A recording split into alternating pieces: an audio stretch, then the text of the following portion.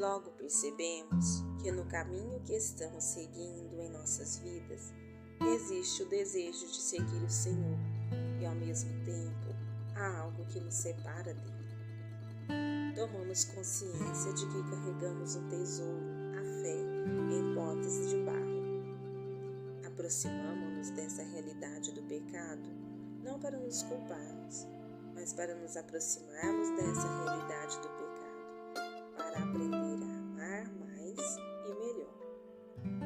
A partir dessa realidade, podemos conhecer melhor aquela aliança que Deus selou conosco. O pecado não é a transgressão de algumas normas, mas o pecado é a ruptura daquela aliança de amor que Deus selou conosco. É bom recordar algumas respostas de pessoas que sentiram o pecado e quiseram receber o perdão de Deus, sentir a conversão como caminho para voltar a Deus. Jó, capítulo 42, versículo 5 diz: Eu sabia por ouvir dizer. Foucault diz: Desde o momento em que entendi o que Deus era para mim, soube que só poderia viver para Ele. Santo Inácio de Loyola diz: Seguindo-te, meu Senhor, não poderei me perder. Santo Agostinho diz: Tarde te amei, beleza tão antiga e tão nova.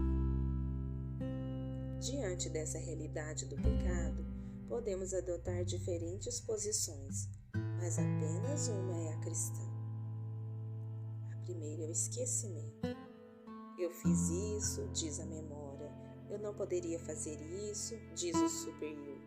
No final, a memória sente. A segunda é procurar bodes expiatórios. Trump, Putin, o governo, o capitalismo, o outro. Em suma, não sou responsável. A terceira é referir a experiência de culpa ao meu eu psicológico, à minha autoimagem, sem outro referente senão a minha própria autoimagem. Só pequei contra mim mesmo, com o narcisismo que isso implica.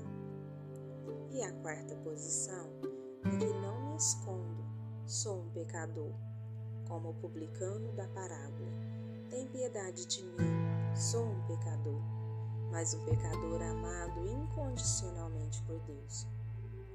Ao considerar o meu pecado, devemos procurar centrar o nosso olhar no crucificado, onde o pecado nos mostra sua verdadeira face. O que nossos olhos veem quando olham o crucificado? Meu Deus, como você está na escuridão do mundo, né? Na própria escuridão? Como você está no pecado do mundo em que eu participo? O pecado é um problema de liberdade mal escolhida. É ir contra tanta bondade que recebemos de nosso Deus Pai. Às vezes escolhemos e servimos mal. O pecado pessoal transcende a mim mesmo e se torna um mal que afeta outras pessoas. Precisamos da graça de Deus para conhecê-lo. Precisamos contemplar, considerar e ponderar. A emoção é importante, mas muita emoção pode ser como fracasso. Quando Inácio fala do pecado, ele nos encoraja a usar os 3 poderes da alma: a memória, o entendimento e a vontade, com todo o nosso ser. É um erro abordar o pecado de forma meramente intelectual, mas também é um erro abordá-lo apenas a partir de nossas emoções. Nunca esqueçamos que partimos de uma história de amor, de uma história de libertação, de uma história de salvação. Quando Israel era criança, eu o amava. Como vou te deixar, Efraim? Como posso te deixar, Israel? Oséias, capítulo 11, versículos de 1 a 9. Ao entrar na primeira semana, Inácio começa a estruturar as fases. A primeira é a oração preparatória. A segunda é a composição do local. Considero minha alma aprisionada neste corpo corruptível e tudo que compõe vale como um exílio. Entre os animais brutos, eu digo tudo que forma a alma e o corpo. Pode ser útil ler a oração dos exilados. Baruch, capítulo 1, 15, 3 a 8. A segunda fase é a petição. Pedir vergonha e confusão de mim mesmo. Na primeira semana, não pedimos a Deus medo, desespero ou culpa. Pedimos a Ele vergonha, dor, lágrimas e lucidez para descobrir a força do pecado. Não pedimos para que nos concentre apenas em nossos sentimentos ou resíduos. No fundo, o que Inácio busca é que você se pergunte: Senhor, o que queres que façamos? Proponho um texto para minha oração. Em última análise, o pecado na Bíblia começa quando a humanidade nega o que é para fingir ser o que não é. Gênesis, capítulo 3. Adão e Eva. Gênesis, capítulo 4, de 1 a 16. Caim e Abel. Gênesis, capítulo 11, de 1 a 9. Torre de Babel. As 3 parábolas de Lucas, capítulo 15. Nessas 3 parábolas, Jesus nos conta como Deus está no pecado do mundo. Não os leia como se os conhecesse de cor.